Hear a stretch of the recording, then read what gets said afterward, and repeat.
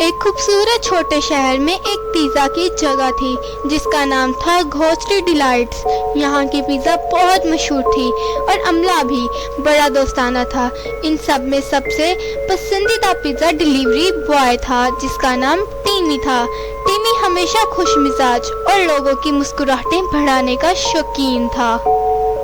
एक सर्दी से भरी शाम टिमी अपनी पुरानी बाइक पर पिज़्ज़ा की डिलीवरी करने जा रहा था। वो शहर के किनारे पर पहुंचा तो उसने एक पुराने खाली मकान पर नजर डाली जिसकी अगली तरफ एक चमकता हुआ बोर्ड लगा था जिस पर लिखा था पिज़्ज़ा डिलीवरी की ज़रूरत है। टिमी की तजस्सुस बढ़ गई तो इसने मकान की तरफ बढ़ने का फैसला किया। उसने दरवाज़ा खोला और अंदर जाने पर मकान धूल और मकड़ी के जालों से ढका हुआ था। टिमी ने आवाज़ दी, हेलो पिज़्ज़ा डिलीवरी। इस लम्हे इसे ऊपर की खिड़की से हल्की रोशनी और हंसने की आवाज़ सुनाई दी। वो सीढ़ियाँ चढ़कर ऊपर पहुंचा और एक पुराने अंदाज के कपड़े पहने लड़के को देखा जो टॉय के साथ खेल रहा था। लड़के ने ऊपर देखा और हैरान होकर कहा, आप यहाँ हैं? मैंने आपको बहुत देर से पिज़्ज़ा का इंतज़ार कर रहा था।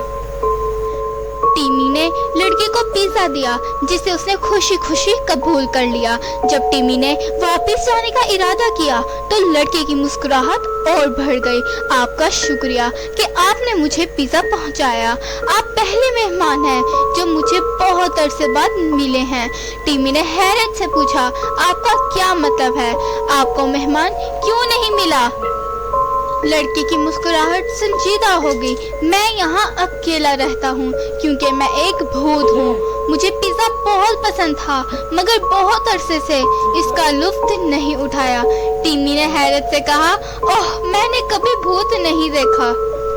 लड़का हंस पड़ा, मैं एक दोस्ताना भूत हूँ। मैं सिर्फ किसी के साथ अपना पिज़्ज़ा शेयर करना चाहता था।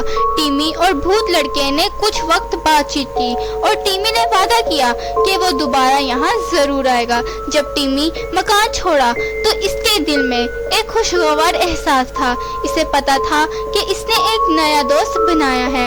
इस दिन के बाद जब भी टिमी को इस पुराने मकान की तरफ पिज़्ज़ा डिलीवरी करना होता वो हमेशा एक इजाफी टुकड़ा अपने भूत दोस्त के लिए लेकर जाता था। और हालांकि मकान पुराना और धूल भरा था वो कभी भी खामोश नहीं रहा क्योंकि इसमें दोस्ती और खुशी की आवाज़ें गूंजती रहती थीं और एक लड़के की हंसी जो कभी पिज़्ज़ा से मोहब्बत करता था।